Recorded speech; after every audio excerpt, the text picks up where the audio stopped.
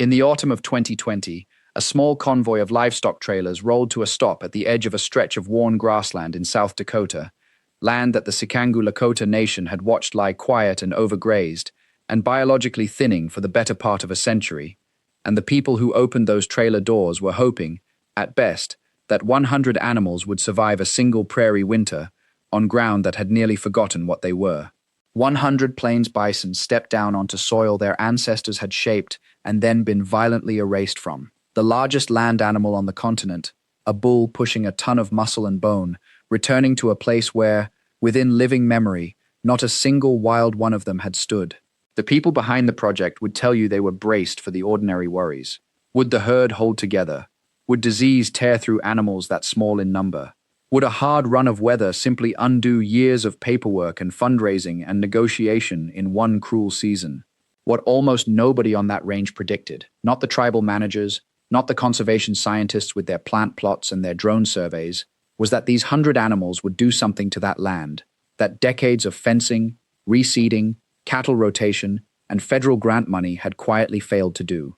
They would crack the soil back open, pull a collapsing web of life back together, multiply past every projection on the spreadsheet, and in roughly 2 decades force an entire conversation about whether we ever understood the prairie at all. This is the story of how 100 animals began rewriting the ecology of a nation's grasslands.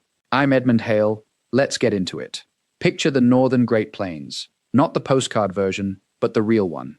A vast, flattened, fenced, and overgrazed expanse where the original tall grass and mixed prairie has been ground down across generations into something tame and uniform and strangely lifeless. That word lifeless matters here, because the bison were gone from almost all of this country for around 140 years, shot out, slaughtered by the tens of millions, in a campaign that was as much military as it was commercial, reduced from a population once estimated at 30 to 60 million animals, down to a few hundred survivors clinging on in private herds and a single protected park. By the start of the 20th century, the animal that had engineered an entire continent of grassland was, for all practical purposes, a memory. And here is the part people miss. When the bison vanished, the prairie did not simply pause and wait for them. It drifted. Without the great grazer to disturb it, the grassland slowly homogenized, the same handful of aggressive grasses crowding out everything finer and rarer, the bare patches, and the variety, and the patchwork, all smoothing over into a dull green sameness that everyone alive simply assumed was how the prairie had always looked. We inherited the flattened version and called it normal. So when those trailer doors opened on the Rosebud Reservation, this was never a routine bit of ranching. It was a homecoming a century and a half in the making, and getting there had taken almost as long as the absence itself. The return of bison to tribal land was not a single decision, but a slow, grinding, decades-long campaign waged against political opposition, livestock industry fear, and a tangle of disease regulations that treated these animals as a threat to be contained, rather than a relative to be welcomed home. For years, the only safe way an animal could leave the protected federal herd was to pass through a quarantine that could stretch close to 3 years, a bureaucratic moat built around a creature whose supposed danger to cattle had, in practice, never actually been documented in the wild. There is something quietly absurd about a species that survived deliberate extermination being held up for years by paperwork over a disease it was never shown to spread. But the animals came anyway, hauled in from surplus conservation herds, from quarantine facilities, from the patient intertribal networks that had been doing this work for over 30 years. And when the last trailer emptied on that South Dakota range, and the herd moved off into the grass and the dust settled, the weight of it was enormous. Plant surveys had already been logged. Baseline counts had been taken. This was, in its own way, one of the most carefully watched grasslands on the continent. And the honest truth is that the scientists were braced for disappointment, because 100 animals is a tiny founding population on ground that degraded. And then the herd got to work. Here is the thing about a bison that no nature documentary quite prepares you for. Nobody teaches it how to make a prairie. There is no parent demonstrating the technique, no learning curve, no plan. The behavior is wired in so deeply that an animal raised in a fenced conservation herd, dropped onto degraded grassland it has never seen, will simply begin doing the 4 things its kind has done for hundreds of thousands of years. It grazes hard and selectively, cropping the dominant grasses low and leaving the finer plants room to breathe, which is the opposite of how cattle tend to feed. It tramples dead standing vegetation back down into the soil, returning it as nutrients instead of letting it choke the ground. It carves wallows, shallow dust pits it makes by rolling its enormous body in the dirt, and those pits collect rainwater and become tiny ephemeral wetlands in country otherwise too dry for them. And it spreads nitrogen-rich dung across thousands of acres, seeding the soil with life. Cut, crop, trample, wallow, repeat. The instinct is the blueprint, and within that first season it switched on. If you had walked that range a year after the release, you would have seen it before anyone measured it. Wallows pressed into ground that had been flat and sealed.